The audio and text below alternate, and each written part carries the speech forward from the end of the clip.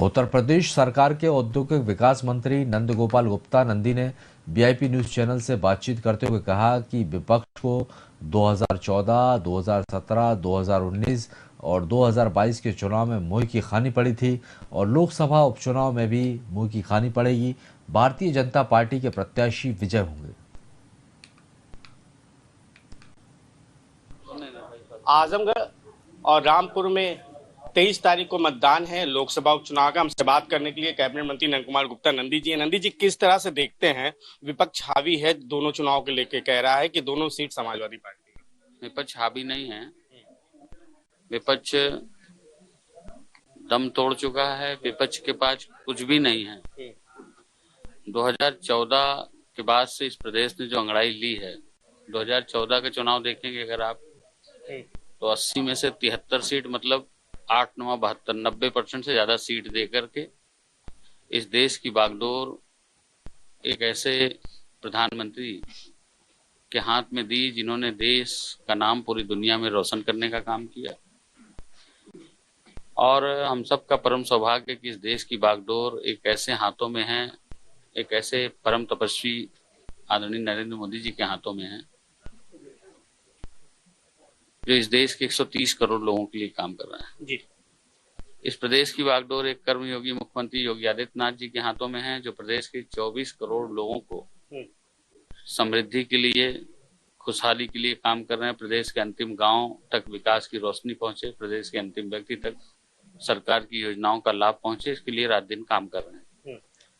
निश्चित रूप से विपक्ष अपनी पूरी जमीन खो चुका है। 2014 के बाद देखेंगे 2017, तो 3 साल में जो आदरणीय प्रधानमंत्री जी ने काम किया, इस प्रदेश में आजादी के बाद पहली बार इतना प्रचंड बहुमत आया कि 403 सीट में 325, एक जो वैसे गोल विधानसभा है, हैप्पी बर्थडे की एक केक की स्लाइस काटेंगे तो उसमें सपा, बसपा और कांग्रेस थी, बाकी सारे में भाजपा और सहयोगी दल।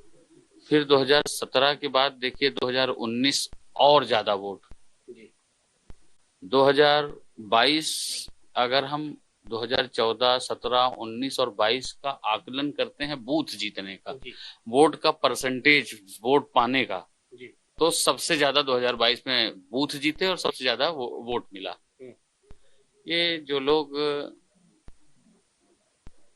बसपा आती थी तो यादव बस्ती में काम बंद हो जाता था, सपा आती थी तो दलित बस्ती में काम बंद हो जाता था। यहाँ बिना जाति धर्म मजहब के भेदभाव के सबका साथ, सबका विकास और सबका विश्वास सिर्फ नहीं है नारा, यह उद्देश्य हमारा धरातल पर दिखाई दे रहा है, इसीलिए जनमानस ने चुना है। इन दोनों सीटों पर भी समाजवादी पार्टी बुरी तरह से हारेगी और भारतीय जनता पार्टी का परचम लहराएगा। अग्निपथ योजना को लेकर पूरे देश में बवाल चल रहा है, आज कई जगह भारत बंद है, तो क्या देखते हैं राजनीतिक षड्यंत्र है या एक्चुअल में इससे लोग नाराज हैं?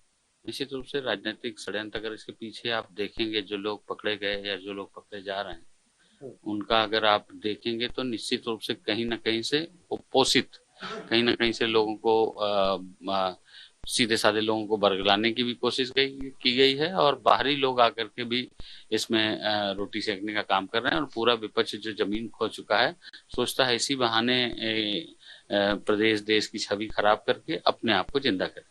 बहुत बहुत धन्यवाद।